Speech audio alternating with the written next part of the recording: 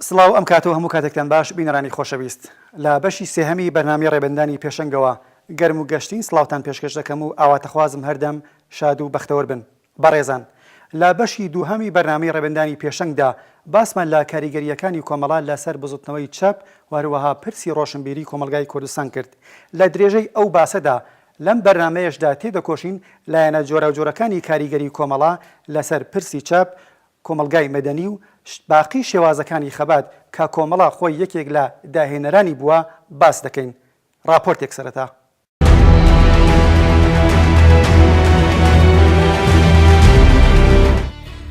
ئاشکرابوونی خەبات و هەسوڕانی کۆمەڵا هاوکاتە لەگەڵ گیان بەختکردنی کاک حەمەحسەین کەریمی یەکێک لە ڕێبەران و دامەزێنەرانی کۆمەڵا لە کاتی چەپکردن و گرتنی شارەبانی سەقز. کۆمەڵا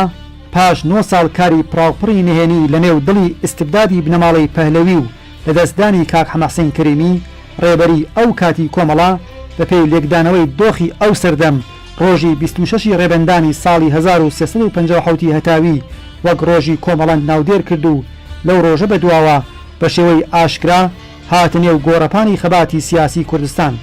ئاشکرابوونی هێزێکی وەک کۆمەڵا لە کۆمەلگای ئەو سەردەمی کوردستان و بە لەبەر چاوگرتنی ئەوەی هێزی دیکەی سیاسیش لە ئارادا بوون توانی تەکانێکی سیاسی بە کۆمەلگای کوردستان بدات. ئاشکرابوونی کۆمەڵا وەک هێزێکی پێشکەوتن خواست کە خاوەن کۆمەڵێک کولتوری تازە و مێتۆدی نوێی خەبات بوو بۆ ئەو سەردەما کەمێک نامۆ بوو. هێنانی فەرهەنگی تازە بۆ نێو خەباتی ڕزگاری خوازانەی کوردستان و هەروەها هەوڵ بۆ بنیاتنانی کۆمەڵێک کولتوری نوێی سیاسی و کۆمەڵایەتی لە ئاستی کوردستاندا یەکێک لا سەرەکی ترین ئەو ئەرکانە بوو کە کۆمەڵە لەگەڵ خۆی هەوڵی جێخستنی لە نێو کۆمەلگادا.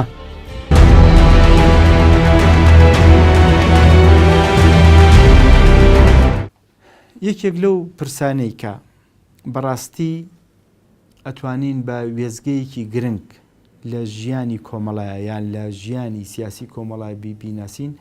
ئەویش ئەوەیە کە جارێکی تر یان جارێکی زۆر بەهێز مەبەستم کە لەوانەی ڕابردووی هێزە سیاسەکانی تر بەهێز بچکێمە لە بیرمانە چێ هەم لە ئێرانە ئەحزابی وەکو حیزبی توودە و فیداین و ڕایی کارگەر و ئەوانە هەبوون لە کوردستانی لە عێراقیش و لە کوردستانی باشوورە حیزبی شوعی هەبوو، کۆمەڵە هەبوو، ڕێکخراوە چەپەکانی تر هەبوون، بەڵام هیچیان بەقەدەر کۆمەڵە هەم لەم دیویش و هەم لەم دیویش کاریگەریان لەسەر بزاوی ڕووناکبیری نەبوو دیارە بە ئاڕاستەی چەپا بەڕاستی چکە خۆی کۆمەڵە هێزێکی چەپ بوو. من بیرم دێ ینی ئەوەی کە ئەو باس و خواسانی کە لە کۆمەڵە لەسەر مەسلەی ڕووناکبیری و لەسەر مەسلەی چەپ و لەسەر دەوری تیئۆری و دەوری ئەو بیر و باوەڕانی کە لە ناو بزوتنەوەی چەپا ئەو وەختە کاریگەر بوون ئێمە با بڵێن سەرەتاکانمان هەمووی لەوە وەرگرت بۆیە کاریگەریەکی زۆر بەهێزی هەبوو. ینی کاریگەری کۆمەڵە لەسەر بزوتنەوەی چەپ بەڕادەیەک بوو ئەگەر کۆمەڵە بەهێز بواە بزوتنەوەی چەپ بەهێزە بوو یان بزوتنەوەی ڕووناکبیری بەهێزە بوو. ئەگەر کۆمەڵە لاواز بواە بزوتنەوەی چەپ یا بزوتنەوەی ڕووناکبیری بەو شێوەیە لاوازە بوو یان با بڵێن پەیوەندیەکی بوو ئەوە بەهێز هەبوو کە کۆمەڵە سەردەمێک سەرچاوەیەکی بەهێز بوو بۆ ئەو ڕووناکبیریانە یان بۆ ئەو ئەفکارانە یان بۆ ئەو تیئۆریانەی کە ئەو وەختە بزوتنەوەی چەپ یا بزوتنەوەی ڕووناکبیری چکێمە لە بیرمانەچێ بەشێکی زۆری بزوتنەوەی چەپ بزوتنەوەی ڕووناکبیری یان کەسانی خوێندەوار و ئەو شتانە زیاتر هەڵگری بیر و باوەڕی چەپ و بیر و باوەڕی سۆسیالیستی و بیر و باوەڕی پێشکەوتن خواز و بیر و باوەڕی عەدالەت خوازوانە بوون کە ئەکرا لەناو کۆمەڵایە هەموو ئەمانە پەیدا بکەین. ینی کۆمەڵە بوو بۆ سەرچاوەیەک بۆ هەموو ئەم بیر و باوەڕانە. خاڵێکی تر کە پەیوەندی بەوە هەیە کە مەسلەی کۆمەڵی مەدەنی من پێم وایە یەکێک لەو کێشانە یان یەکێک لەو ئاستەنگانی کە ئەحزابی سیاسی کوردی بە شێوەیەکی گشتی گرنگیەکی زۆری پێنەداوە مەسلەی کۆمەڵی مەدەنی یان لەبەرەوەی بەڕاستیش هەم کۆمەڵی مەدەنی بە معنای کاریگەری ئەو ڕێکخراوانە یان بە معنای کاریگەری ڕووناکبیران دوور لە سیاست یان با بڵێن لە دەرەوەی سیاست لەسەر کۆمەلگاکان هێشتا لە کۆمەلگای ئێمەیە تازەیە یان کاریگەریەکە بەو ڕادەیە نەبووە کە بەرهەمی هەبێ. بۆیە هەر بەو دلیلش من پێم وایە هەم بیر و باوەڕەکانی کۆمەڵە هەم بیر و باوەڕەکانی زۆربەی ینی با بڵێن بزوتنەوە چەپەکان لە کوردستانە یان کەسانی چەپ لە کوردستانە یان زۆربەی کەسانی ڕووناکبیریش لە کوردستانە هێشتا بەو ڕادەیە نییە کە کۆمەڵی مەدەنی ببێتە مەسلەیەکی گرنگ یان باسوشیکردنەوە بکرێ یان کاریگەری زۆر بکرێ. من پێم وایە ئەمە زیاتر لە گەرەوی ئایندایە کە چۆن دەتوانین کاریگەری ئەم بیر و باوەڕا لەسەر کۆمەڵی مەدەنی یان لەسەر بزاوتەکانی کۆمەڵی مەدەنی بەروچە ئاڕاستێک دەڕۆ.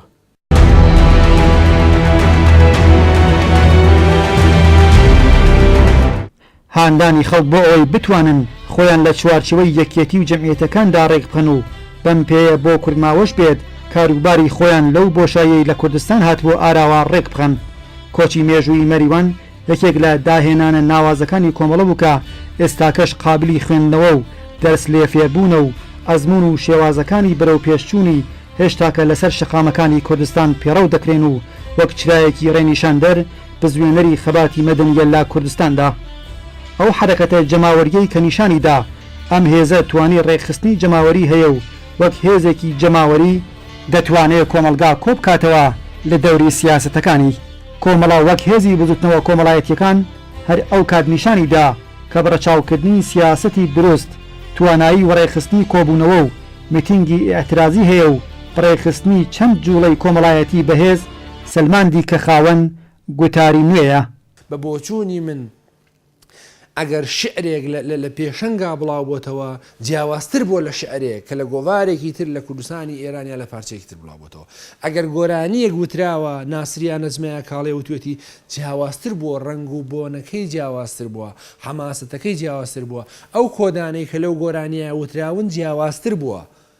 قسەکەش ئەوەیە کە هوەرمەندی گەورەتر هەبوون لە پارچەکانی تریش بەڵام نەیانتوانیوە ئەم کۆدانە بدۆزنەوە نەیانتوانیوە بۆ نەیانتوانیەوە مەسەلەکەەوە بووە کە حیزبەکە حرەکەتەکە نەیتوانیوە جێگە و پێگەی خۆی ئاوا بە قوڵی لە ناو گۆرانی ڕووناکبیری ئەدەب شعر بڵاو کاتەوە بۆ ئەم حرەکەتە سەیری ئەدەبیاتی 20 ساڵی ڕابردووی کە یعنی زۆر استراتیزیانە کاری کردووە لەسەرەوەی کە شعری چێ وەرگێڕدرێ بۆ کوردی قسە لەسەر ئەدەبیاتی کام شاعیر بکرێ بۆ نمونە قسەی کردووە لەسەر شعرەکانی شاملوو کە هەموو ئەدەبیاتەکەی لە خزمەتی ئینسانیەتدا بووە قسەی کردووە لەسەر گۆرانیەکانی ڤیکتۆر خارا لەسەر ئاوازەکانی ڤیکتۆر خارا کە هەموو تەمەنی لە خزمەت کرێکاران و زەحمەت کێشانە بووە قسەی کردووە لەسەر دەیان نووسەری گەورەی دنیایی لەسەر نووسەری ئێرانی لەسەر نووسەری کوردستانی بەڵام لە چوارچێوەی ئەوەی کە تا کوێ خزمەت بە ئینسانیەت دەکەن کوێ خزمەت بە مرۆڤاتیەکەن تا کوێ ئەوانە هەڵگری خەسڵەت و نوێنەرایەتی بستنەوەی چەپی ڕاستەقینەن وەداک و نووسینەکانیان و دەقەکانیان خزمەت دەکا بە مەسەلەی ژنان کرێکاران زەحمەت کێشان بزوتنەوەی چەپ هەر بۆیە یعنی بۆ من یەکێکی وەکو من و دایانی وەکوتر وەک شاعری گەوری وەکو شێرکۆ و هەمە عەزیز و چێوچێ هەکەونە ژێر تەسیری ئەم ئەدەبیاتەوە بەڵام بە بۆچوونی من دەی هەشتاکان دەی هەفتاکان لە کوردستانی ئێران دەیەک نییە ئەدەبیاتەکەی خۆڕسکانە سەری هەڵدابێ بەڵکو دەیەکە کە کۆمەڵە دەور و نەقشی گەورەی تیا بووە کە ئەم ئەدەبیاتە چۆن ئاراستە بکە و چۆن مؤثر بێ و چۆن کاریگەری دانێ هەر بۆیە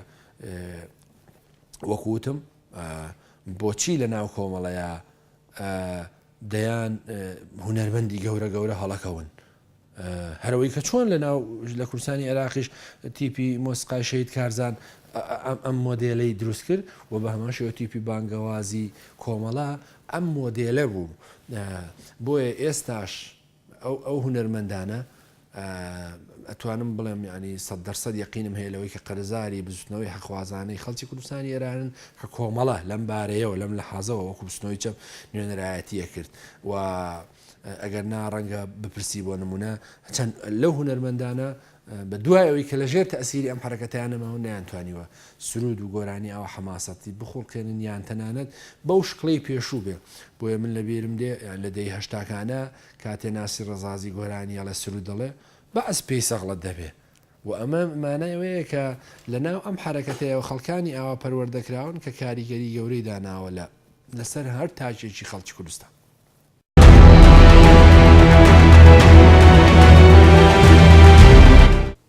کۆمەڵە هەر لە سەرەتای دامەزراندنیەوە یا هۆکاری دامەزراندنەکەی دەتوانی بڵێ بۆ خۆی کاریگەر بووە لەسەر ئەوەی کە کۆمەڵە گرنگی بەم بوارە لە خەباتی جەماوەری بدە. فکری کۆمەڵە، باوەڕی کۆمەڵە، ئایدۆلۆژیای کۆمەڵە لەبەرەوەی وەک حیزبێکی نوێ لە کوردستان کە سەری هەڵدا تەنانەت پێش ڕووخانی ڕژیمی شاش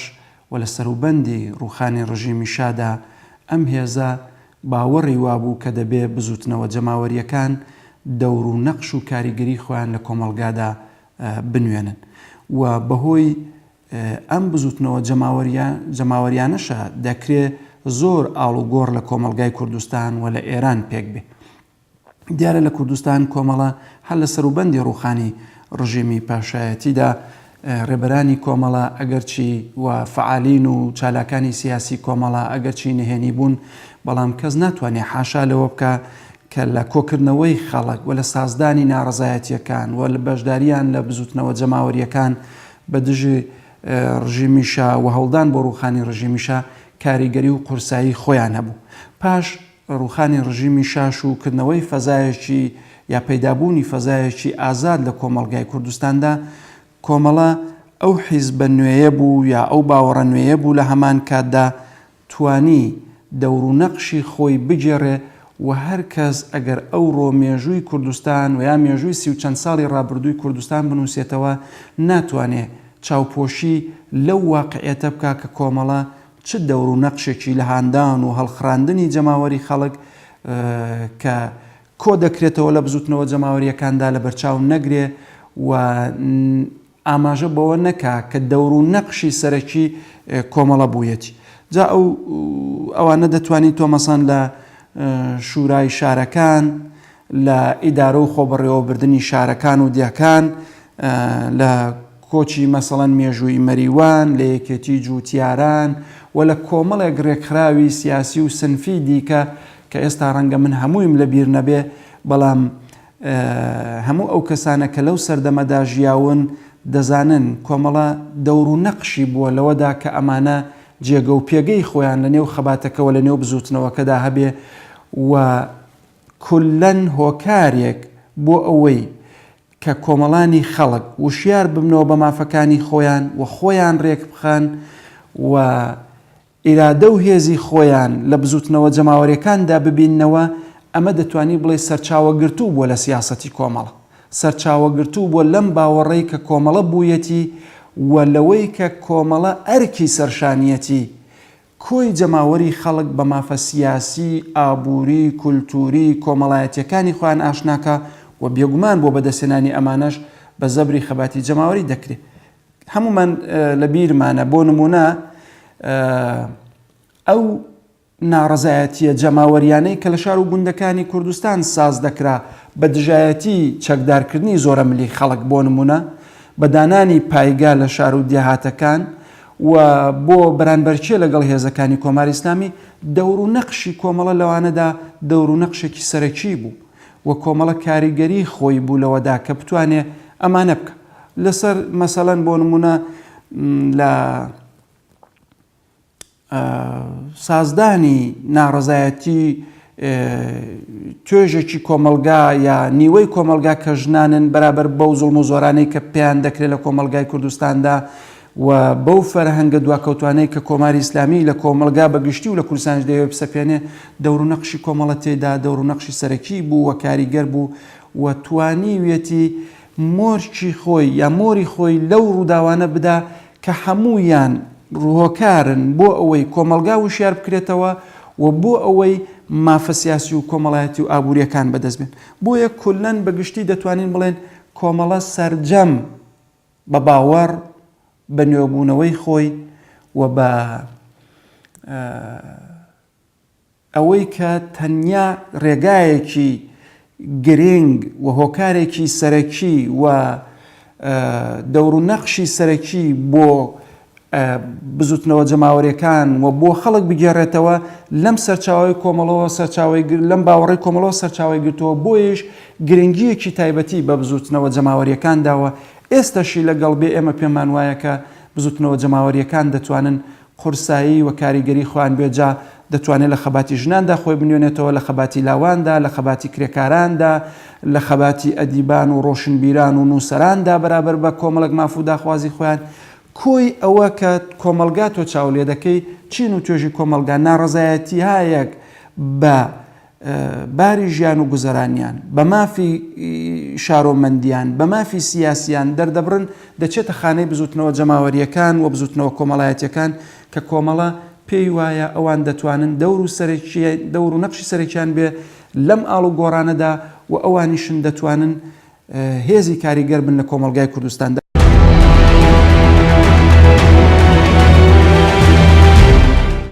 هەروە کە ئاگادارن پاش سەرهەڵدانی کۆمەڵا وەکو حیزبێکی سیاسی و پێشکەوتنخواز و بە حکمی ڕاچاوکردنی سیاسەتێکی گونجاو لە بواری دەستەبەرکردنی مافەکانی ژنان و کچانێکی زۆر ڕویان لە هێزی پێشمەرگەی کۆمەڵە کرد و کۆمەڵەش وەکو یەکەم حیزبی کوردستانی توانی ژنان شان بەشانی پیاوان چەکدار بکات و بێنە ناوڕیزی خەباتەوە. کاریگەریەکانی کۆمەڵا لەسەر پرسی ژنان لە کوردستانی ڕۆژهەڵاتدا چی بوون؟ لە پاڵ ئەوانەدا یەکێکی دیکە لەو کارە گرنگانەی کۆمەڵە لە کوردستان هەوڵی بنیاتنانیدا هەوڵ بۆ هێنانی ژنان بوو بۆ نێوڕیزەکانی خەبات و تێکۆشان. هەمووان ئەو ڕاستیە دەزانن کە هەستان بە کارێکی لەو جۆرە لە کۆمەلگای ئەو کاتی کوردستان کارێکی نەکراوە و بڤە بوو. بەڵام لێبڕاوەیی و شێلگیربوونی ئەم هێزە پێشکەوتن خوازە و ئیرادەی بەهێزی توانی زاڵ بێت بەسەر بەشێکی زۆر لە کەند و کۆسپەکان و ڕێگریەکانی بەردەمی خۆی لابرد و ژنانی وەک نیوەی کۆمەڵ هێنایە پانتایی خەبات و سیاسەتەوە و پاش ماوەیەکی دیکە ئەو ڕێگەی خۆش کرد کە ژنان بێنە نێو ڕیزەکانی هێزی پێشمەرگەی کۆمەڵە و شان بەشانی پیاوان لەو خەباتەدا بەشداری بکەن.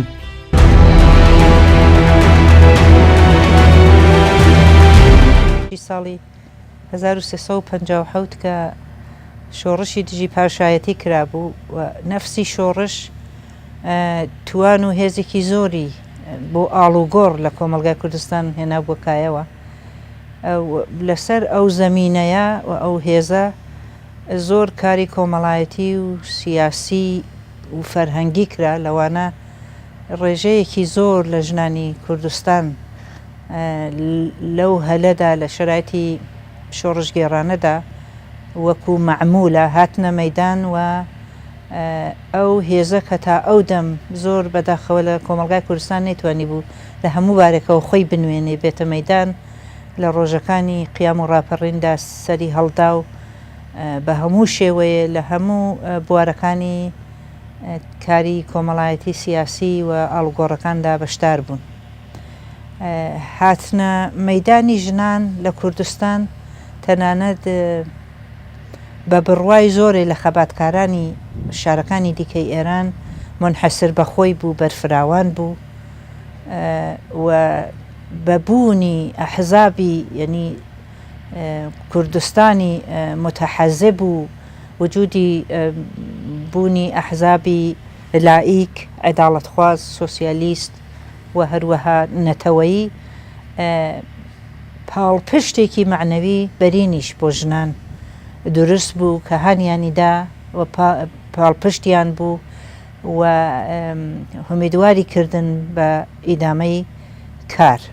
لە پرۆسەی خۆیدا و لە درێژەی خۆیدا دیارە سیمای ئەو خەباتەوە بەشداریە وردە وردە گۆڕا، بەڵام ئەوەی کە معلوم بوو لەو ڕۆژانەدا کۆمەڵێک زۆر لە هەرسوڕاوانی کوردستان کە پێشینەی کاری سیاسیان بوو لە ژن و لە پیاو و جەهانبینی هومانیستی و ئینسان دۆستانەیان بوو، ئەگەر چی نەتوانین بڵێن ئەو وەختە لەباری جەهانبینی حیزبەکانەوە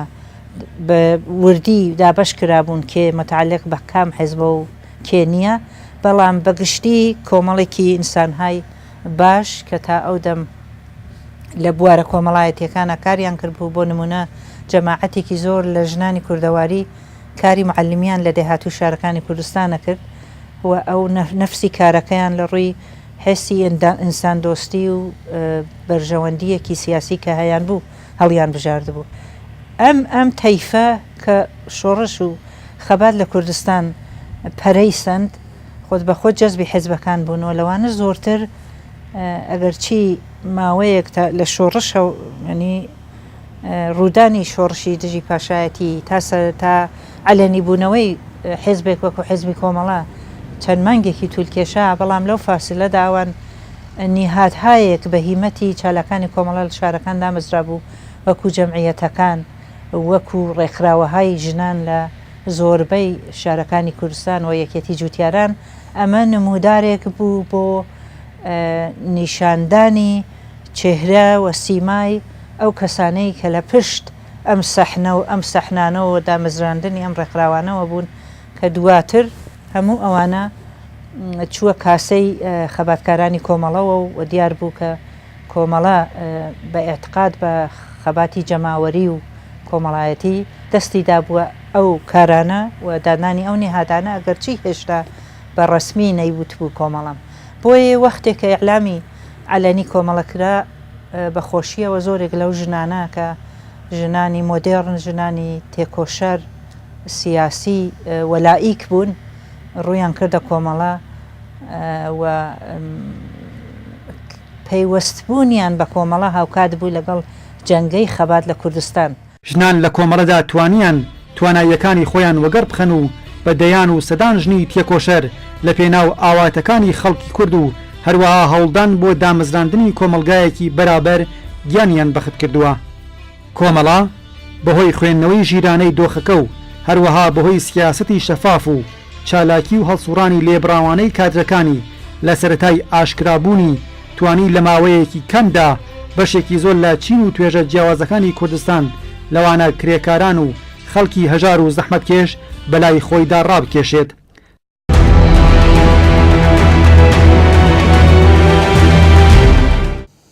ئەگەر مێژوو بەڕاستی بنووسرێتەوە کۆمەڵا یەکەم حیزبی سیاسی بووە لە خەباتی چەکداری کوردستانە کە ژنانی بە عەمەلی هێناوەتە ناو خەباتی سیاسیەوە. لێرەدا ئەکرێ بڵین هۆکار چییە؟ هۆکار چی بووە؟ دەکرێت چەند خاڵێکی جەوهەری دیاری بکەین. یەک لەوانە بارودۆخی ئێران بەگشتی وە کوردستانیش لەگەڵیدا پێشکەوتوتر بووە بە لە بەرچاوگرتنی ناوچەکانی دەوروبەری و ڕۆژهەڵات خەڵکەکەی پێشکەوتوتر بوون. ئەمە کاریگەری هەبووە و بارودۆخە سیاسیەکەش بمانێ و نەمانەوێ ڕۆڵی هەبووە و بارودۆخە ئەقلیمیەکەش ڕۆڵی هەبووە لە دەرکەوتنی ڕەوتێکی فکری وەکو کۆمەڵە. ئەم ڕەوتە فکریە بۆ خۆی کاریگەریەکی زۆری هەبوو لەوەی کە ژنان بێنە ناو خەباتی سیاسیەوە، هەم خەباتی چەکداریەوە، هەم لە خەباتی نهێنی و فکریشا بەشداری بکەن. بۆ ئەمە یەکێکە لە خاڵە پرشنگدارەکانی بەشداری ژنان لە خەباتی سیاسیدا. جگە لەوەی کە ئێمە بارودۆخی ئەوسای کۆمەڵگای ئێران کە پێشکەوتوتر بووە بە لە بەرچاوگرتنی شوێنەکانی تر و دەرکەوتنی کۆمەڵە جەسووری و جورئەتی ژنەکان و قەناعەت پێکردنی خانەوادەکانیان کە ئەمە سونەت شکێنیە بەڕاستی بۆ بەشداریکردن لە خەباتی چەکداریدا. ئەمانە دەتوانین بڵین ڕۆڵێکی سەرەکی هەبووە لەوەی کە ژنان بتوانن پێگەی خۆیان لەناو ئەو بزوتنەوەیەتا بسەلمێنن. زۆر جار لەناو ژنانی کۆمەڵەدا هەندێکیانەڵێن ئێمە هاتینە ناو بزوتنەوەی هاتینە ناو کۆمەڵە و هاتینە ناو بزوتنەوەی سیاسی و تێکەڵاوی خەباتی چەکداری بووین، بەڵام زۆر لە پیاوەکان کاتێک کە باسی شەڕی چەکداریمانە کرد قەناعەتیان نەبووە بە مەسەلەکە. ئالێرەدا پرسیارێ دروستە بێ کە هەم وەڵامە بۆ ئەو هاوڕێیانە هەم کە زۆر جار لە کۆبوونەوەکانی خۆمانە لە دانیشتەکانی خۆمانە بگورە قسەمان لێ کردووە کۆمەڵە ژن نییە، کۆمەڵە پیاو نییە تا تۆ بڵی مڵکی ئەو پیاوەیە ئەو پیاوە قەناعەتی نییە. کۆمەڵە ڕەوتێکی فکری بووە کە بەبێ جیاوازی هاتنە ناوەی ژن و پیاو تۆ پەیامێکی فکریت پێەیە بۆ ڕزگاری ئینسانیەت، بۆ خەباتی نەتەوایەتی، بۆ خەباتی خاک، بۆ خەباتی ئینسانیەت. کەواتە ئەوە ئەتوانم من بۆ خۆم بۆ کۆی کە قەناعەتی تەواوم هەیە ڕاستە جورئەتی ژنەکان، ڕاستە فەزای پێشکەوتووی لە چاو شوێنەکانی تری ئەوسای ئێران، بەڵام سونەت هەر هەبووە، نەریت هەر هەبووە. ئەوە ئەو ڕەوتە فکریە، ئەوە ئەو خەتە فکریە بوو کە بوو بە سەنەدیە، بوو بە باڵپشتێک کە ژنان بتوانن بە جورئەتی خۆیانەوە بێنە دەرەوە بەشداری خەباتی سیاسی خۆیان بکەن کە ئەمە وەکو وتم یەکێکە لە بەڕاستی خاڵە پرشنگدارەکانی بزوتنەوەی خەباتی ژنان بزوتنەوە سیاسیەکە و زۆر جار من لەگەڵ فەرماندەکانی کۆمەڵەکە دانیشتوم بەڕاستی باسی قارەمانێتی ئەو ژنانیان کردووە، یعنی و تویانە زۆر خەتی شەڕ هەبووە بۆ پێشەوە و ژنەکان بەشداریان کردووە و ژنەکان دەست پێشکەر بوون و ژنەکان زۆرترین چالاکی یان ئەنجام داوە، کەواتە ئەمە لێرەدا تۆ دەکرێ بەڕاستی فەرامۆژ نەکرێ و باز بکرێ. ئەمە سەرەڕای ئەوەی تۆ سیر ئەەکەی ئەو کاتە دابەزینی ژنانی کۆمەڵە بۆ ناو گوندەکان و تێکەڵاوبوون کە ئێمە دەزانین قیمەی سونەت و نەرید لە ناو گوندەکانە، تێکەڵاوبوونیان بە گوندیەکان و تێکەڵاوبوونی خۆیان و پیشاندانی خۆیان و جێکردنەوەی پێگەی خۆیان، ئەمانە بۆ خۆی خاڵی جەوهری ئەو بزوتنەوەین کە ئەتوانین بڵین کۆمەڵە دەبێ ئەم ڕۆژانازی پێوە بکە. ئەو خەتە فکریە پێشکەوتووی لەو ڕۆژە تاسەری هەڵداوە هەتا ئەمڕۆ بەردەوامی هەیە. ئەمانە هەمووی خاڵی جەوهری ئەو بزوتنەوە سیاسیەن. بەڕاستی زۆر جار ژنەکانی گەڕنۆڵن دابەزیوینەتە ناو گوندەکان، زۆر قرس بۆ خەڵکی گوندەکە تۆ ژنیت و چەکت کردووەتە شان و جلوبەرگی پێشمەرگایەتی لە بەرابۆ خۆ و جلوبەر لەبەرکردنە هەروە ئاسانە بۆ یەکەم دەستەی خەباتی چەکداری ژنان کە لە ناو کۆمەڵەدا دروست بوو بە تەحەدا و پێداگیری ژنەکان خۆیان بوون کە ئەکرێ بەڕاستی من لێران ناو ناهێنم بۆی غەدر لە هەنێ لە ژنەکان نەکەم، ناکرێت تۆ ناوی هەمویان بێنیت، بەڵام ئەکرێ مێژوو ئەم ژنانەش فەرامۆژ نەکە. ئەمە هەم کۆمەڵە وەکو سەنەدێ لە پشتیانەوە بووە، چونکە بمانێ و نەمانێوە دەستپێکی ئەو خەبەتە چەکداریە ئەو خەتە فکریەی کۆمەڵە بووە، زائید ئەوەی ئەو جورئەتەی ژنان بووە، هەروەها ئەو واقعی کۆمەڵگای ئێرانی بووە کە ئەو کاتە بەڕاستی لە ئێرانیشە یەکەم دەست پێت بوو.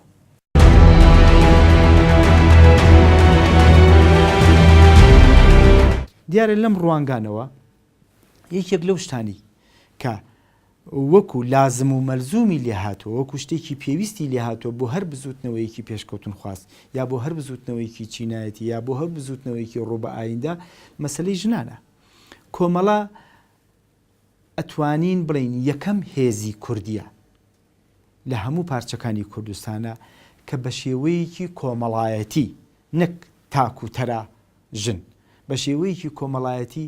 سەنگەرەکانی بزوتنەوەی کوردایەتی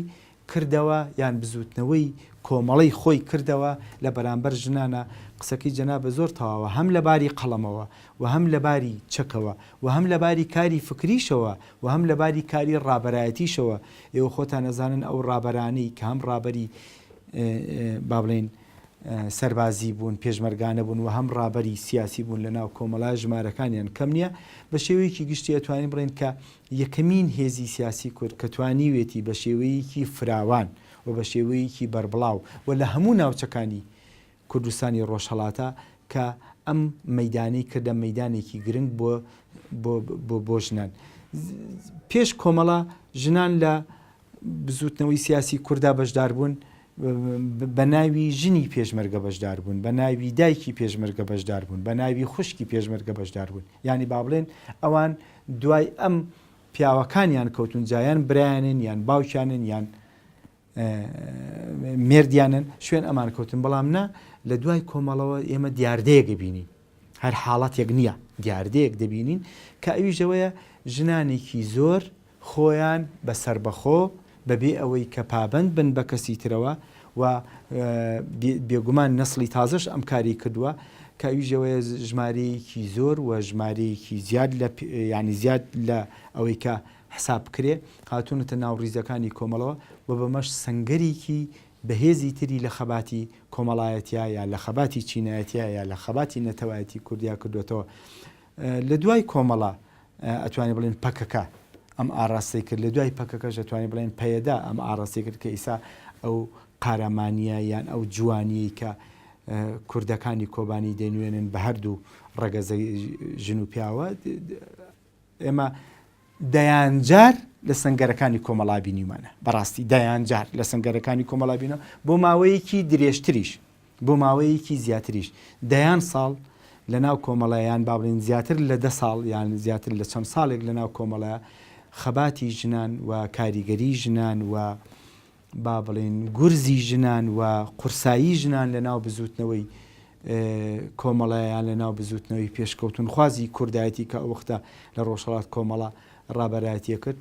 من پێم وایە لە مێژوودا ئەمە وەکو خاڵێکی پرشنگداریان وەکو کاریگەریەکی گرنگیان وەکو وەرچەرخانێکی گرنگ لە بزوتنەوەی سیاسی ئەم ناوچەیە ئەبێ بنووسرێتەوە حسابی بۆ بکرێت.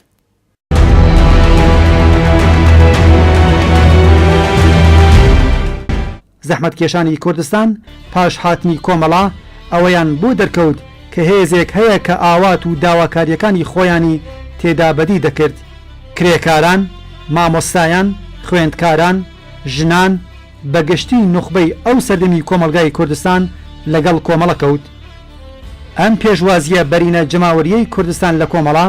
سەلمێنەری سیاسەتی دروست و خوێندنەوەی شیاوی ئەم هێزە بوو لە کۆمەلگای کوردستاندا.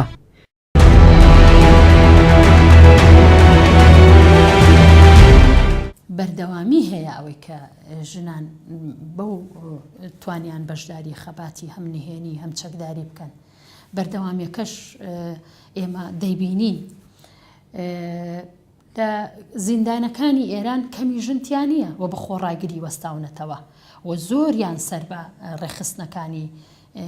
کۆمەڵە و حیزبەکانی ترن. بەڕاستی ئەمە خاڵێکی تر ئەو ڕۆژانە کە ژنان ئامادەبوون لەگەڵ گروپی گوردانی شوانە دەست دوژمن نەکەون خوان بن بەدەم ئاوە ئەو ژنانەی کە لە زیندانەکانە لە سێدارە دران و خۆڕاگریان کرد و وەستانەوە لە پای پەتی سێدارە و ئەو ژنانەی ئەمڕۆ کە لێرە هەموو کات هەر ئەو ژنانەی دوێنێن ئامادەیان هەیە بەڵام هەروەک چۆن بە شێوەیەکی گشتی ئەو بزوتنەوەیە بۆ خاتری استراتیژی باشووری کوردستان دەستی نیگاهێشتووە. بەڵام ئەگەر ڕۆژی خۆی بێ ئەو ژنانە هەمان ئەو ژنانن کە لەو ڕۆژەدا ئامادەیان هەبووە و بەڵگەش بۆ ئەمە ئەو تەزاهورە لە ناو دڵی کۆماری ئیسلامیە ئەو خۆپیشاندانانەی ئەکرێ بۆ پشتیوانی بەشەکانی تری کوردستانی زۆربەی زۆری ژنە کەواتە من ناڵم سێدەیە لەمە پێش منەڵێم بەردەوامی هەیە و هەتا ئێستا ئەو بەڵگانەی کە باسم کرد بە هەمان شێوەیە و پێم وایە ژنانی کۆمەڵە کە ئاوا دەست پێک بوون و پێشم وایە هەر ئێستش دەست پێکە بن لە هیچ کاتێکا کەمتەر خەم نەبوون و هیچیان کەمتر نییە لە ژنانی کۆبانی و لە خەبات و مقاومەت ئەڵێم لە هەمویان وەکو یەکەن چونکە ئێمە قسە لەسەر ئەوەکەین کە ژنان لە خەباتی نەتەوایەتیە و لە خەبات بۆ مافەکانی خۆیان هەمان جسووری و جورئەتی خۆیانیان هەیە کە ئەتوانن پێگە و مەقامی خۆیان لە هەموو شوێنێکە دووپات بکەنەوە.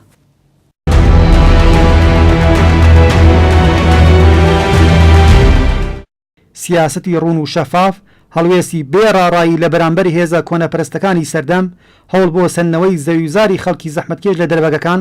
هەوڵ بۆ دابینکردنی مێتۆدی تازە لە سیاسەتکردن و زۆر پرسی دیکەی پەیوەندیدار ئەو فاکتەرانە بوون کە کۆمەڵەی لە ماوەیەکی کەمدا بردە نێو دڵی جەماوەری کوردستان.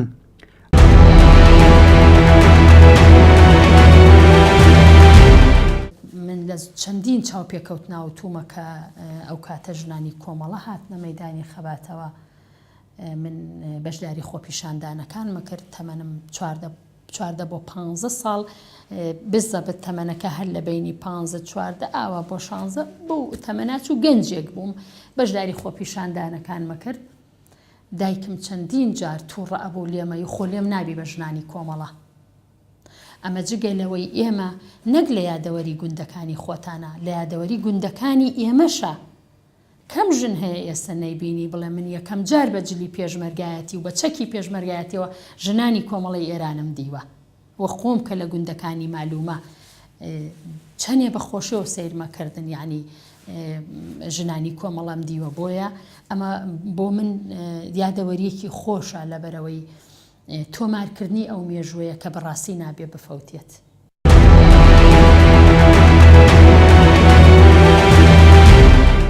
بە لەبەرچاوگرتنی وەزعیەتی کوردستان و دامەزراندنی هێزی پێشمەرگەی کۆمەڵا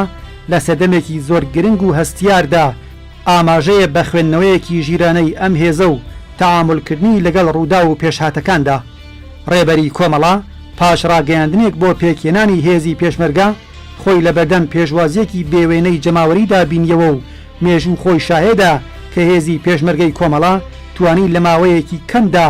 نەتەنیا وەک هێزێکی پارتیزان بەڵکو وەک هێزێکی خاوەن بیر و باوەڕی سیاسی جێی خۆی لە نێو دڵی خەڵکی کوردستاندا بکاتەوە. گێڕانەوەی حەماسە و قارەمانی پێشمەرگەی کۆمەڵا بووەتە بنەمایەک و هەڵس و کەوتی شیاوی ئەم هێزا بووەتە سەرمەشق و نمونە بۆ جەماوەری کوردستان.